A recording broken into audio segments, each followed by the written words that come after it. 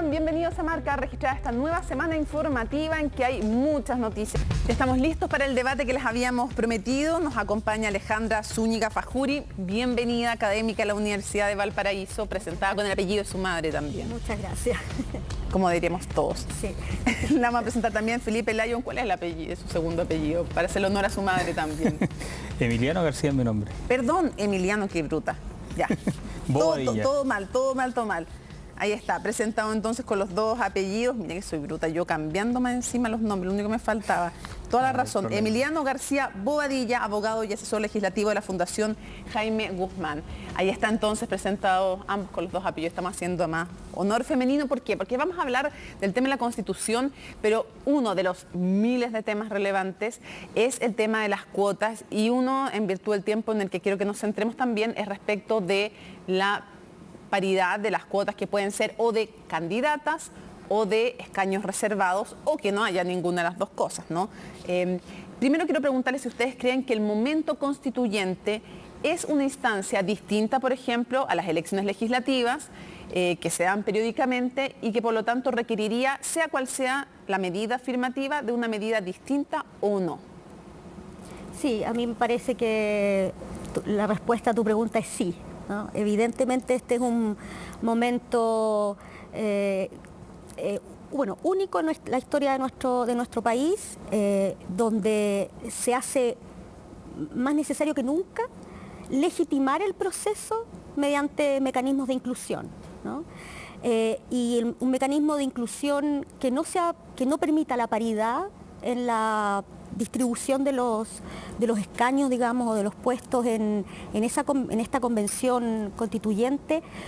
En mi opinión sería perder, ¿verdad?, la oportunidad de hacer una convención constituyente con los mínimos que se necesita para darle legitimidad a la ciudadanía, ante la ciudadanía. ¿Cuál es tu opinión? ¿Es algo diferente el momento constituyente de otras instancias que requiere algo diferente o no?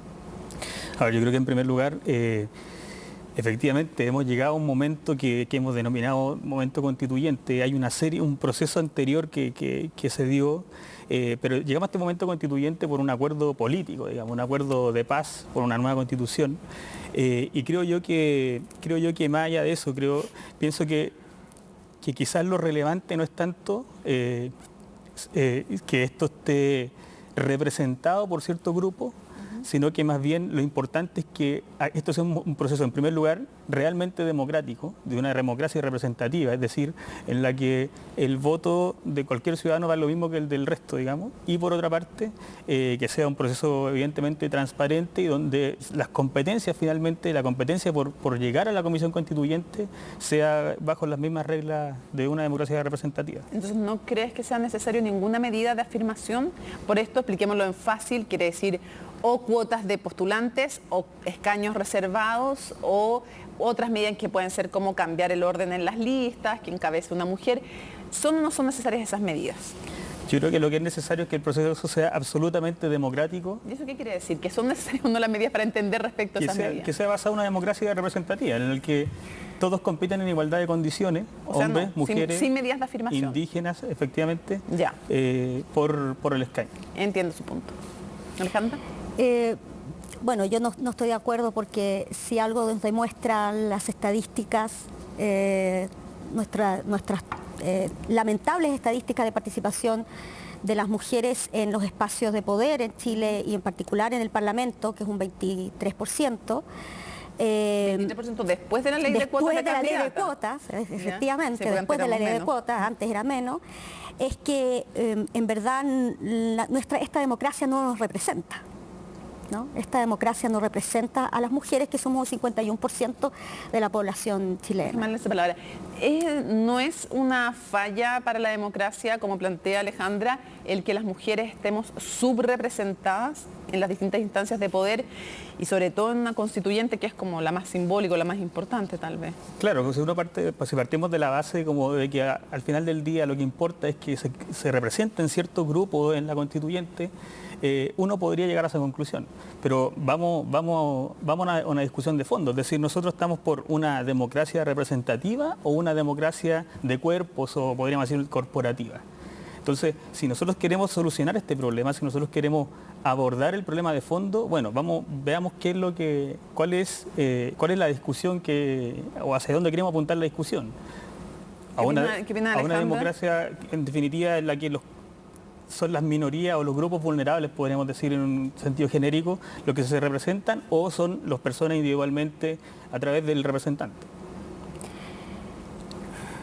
No sé mucho qué responder a eso, es un poco vago, como que no entiendo mucho, pero en verdad creo que... Ahora, ¿no somos minoría las mujeres? Entonces, no somos minoría, somos mayoría. Y por eso creo que pueden postular en igualdad de condiciones. No, es que ese es el error, digamos, ¿no? Creer que las mujeres postulan en igualdad de condiciones a cualquier cargo de elección popular es no entender cómo funciona el mundo, es no entender cómo funciona, por qué se inventaron las medidas de discriminación positiva en todos los países del mundo.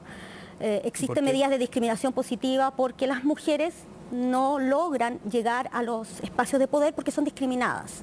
Sí, somos discriminadas y la discriminación no se expresa solo en la política, se expresa en los espacios de negocio, se expresa en la educación, se expresa en todos los lugares, ¿verdad?, donde se disputa el poder. Los hombres no nos dejan entrar, hay millones de estadísticas que muestran, millones de estudios que muestran estas dificultades, este techo de cristal, ¿verdad?, que es tan conocido en la literatura.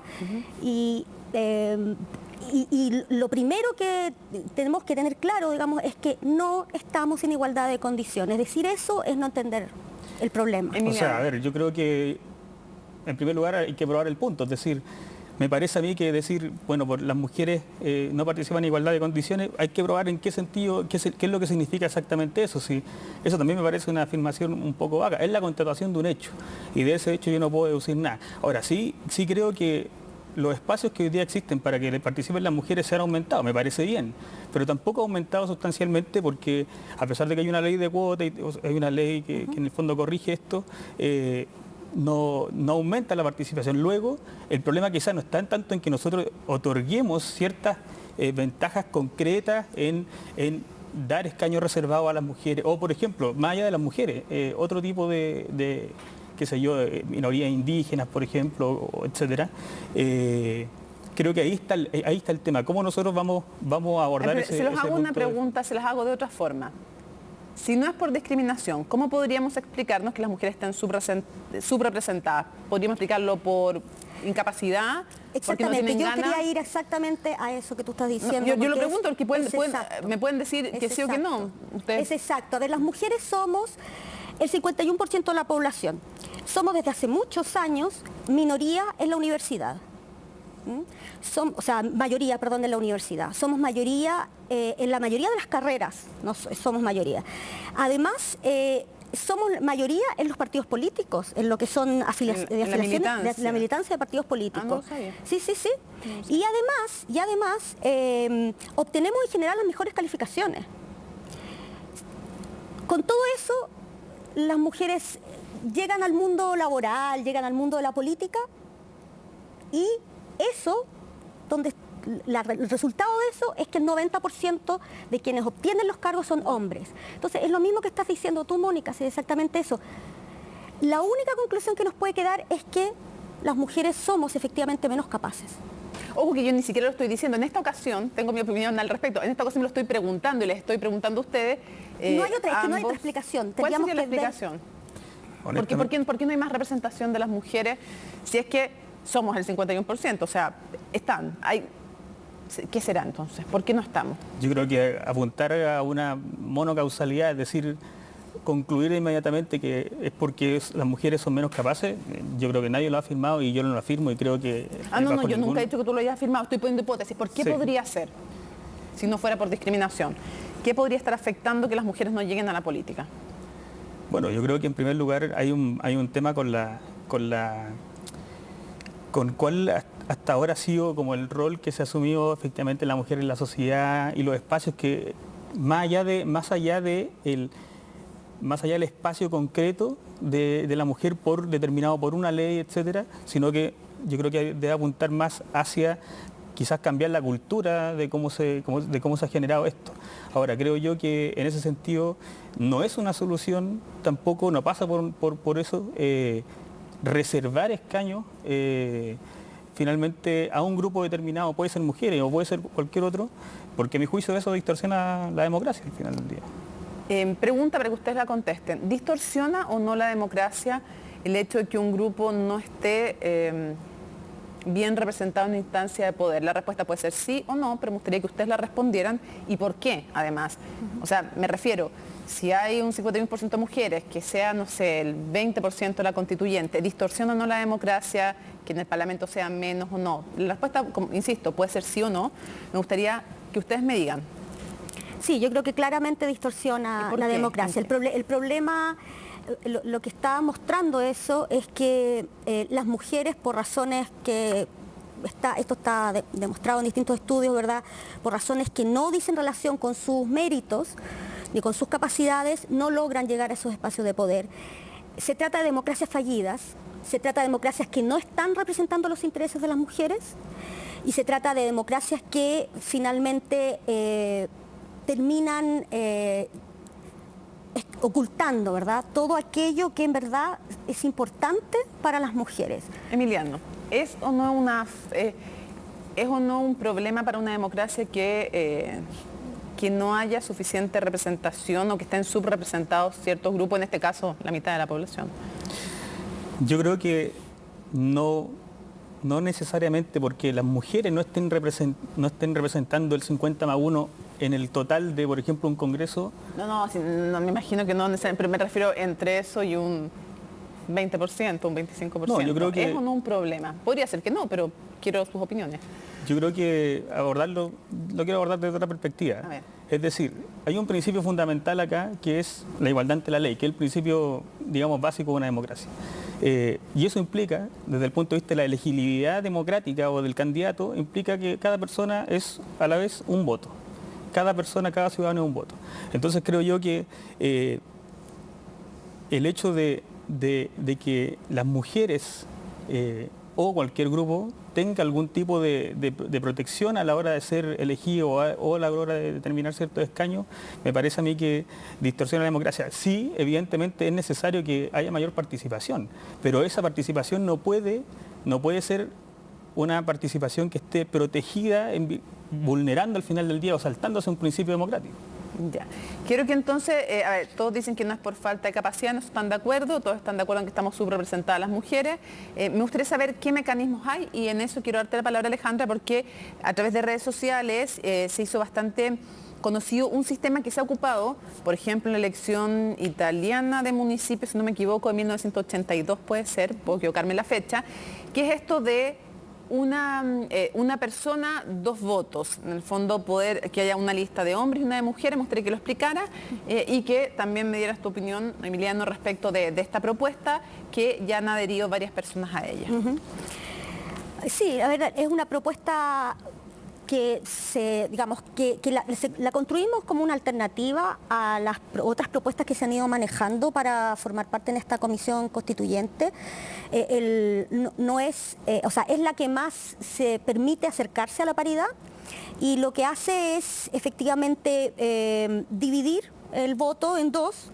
Una papeleta con los candidatos hombres y una papeleta con candidatos mujeres, o puede ser la misma papeleta, ¿verdad?, con dos listas, y donde la persona está obligada a elegir a un hombre y a elegir a una mujer.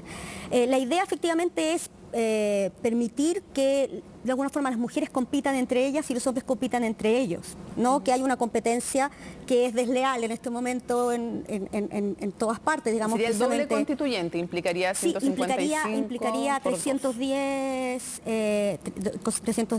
delegados. Ok, démosle la oportunidad entonces a Emiliano. ¿Le ves algunos problemas técnicos a esa propuesta? Yo creo que la mejor solución para este caso concreto, si Sí. Pero ¿qué es la mejor solución? ¿Te parece que tiene algunos problemas esta propuesta? Porque también no habido, para transparentar, también hay cuestionamiento respecto de si no binominaliza también el sistema, cómo se hace si no quieren cambiar los distritos y el sistema electoral. Ahí se pone complicada la cosa con esa propuesta, hay que reconocerlo, requeriría redistritaje. No, eso solamente si dejamos el mismo número, el 155. Claro. Pero si tú lo duplicas, no quieren, está ese problema. No está dentro de la mesa pero es aumentar la cantidad. Pero es que la propuesta es completa o no, Okay. o falla, efectivamente. ¿Tú le ves algún problema? Yo creo que el sistema más justo, a mi juicio, es aquel en el que cada partido, cada conglomerado pueda definir en torno a sus propias convicciones, en torno quizás a sus propias, qué sé yo, doctrina, qué sé yo, pueda definir el número de candidatas mujeres que vayan por lista. Y yo creo que ese a mi juicio es el que otorga más libertad para los partidos y también permite al resto de los... Pero tú mismo decías que con las cuotas de candidatos tampoco, o sea, avanza, pero no tanto. No, pero eso es una definición que tomará cada partido. O sea, yo creo que yo estoy porque ellos escojan qué es lo que cada partido quiere en sí mismo, no para que la ley les determine cuál es la mejor forma de hacerlo o no. Hay otros sistemas también que es reservar escaños, que es también poner a las mujeres encabezando listas, entonces que sea una mujer, un hombre, una mujer, un hombre. Hay también corrección al final de las elecciones, hay varios sistemas. ¿Qué opinas que la única, que solamente se le diera la libertad y que cada partido decida a quiénes poner? Bueno, vamos a tener un 20% probablemente de mujeres en la convención constituyente, que es lo que tenemos ahora, con lo que sería lamentable. Realmente sería... no es algo que las mujeres, yo sé, las mujeres de Chile no queremos participar en esta convención, merecemos participar en esta convención, merecemos estar incluso mayoritariamente en esta convención. Y creo que los partidos políticos tienen que hacer el esfuerzo de alcanzar esta paridad. Si no se alcanza esta paridad, no va a ser por un problema de técnica. Eso es importante tenerlo presente.